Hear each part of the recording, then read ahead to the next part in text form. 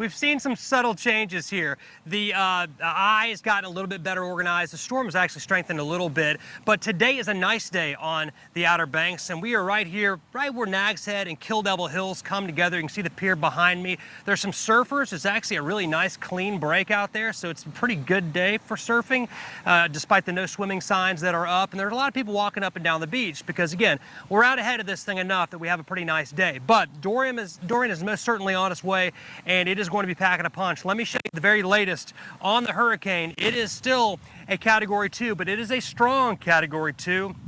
Winds here, 110 miles per hour sustained, and the movement is to the northwest at about 8 miles per hour. So let's put this into motion. It's currently at the latitude of Jacksonville, but it is going to be tracking and hugging the coastline and coming right across the Outer Banks. And Friday is going to be the big day, not only for us here in the Outer Banks, but also up into Virginia. That's going to be the main impact that we see from Dorian as it continues to accelerate and move out to sea. Now, let me show you what has happened with this hurricane here over the last couple of days. Now, on Monday, it was a Category 5, but the strongest winds, they were fairly contained around the eye, only about a 45-mile radius from the center of the storm.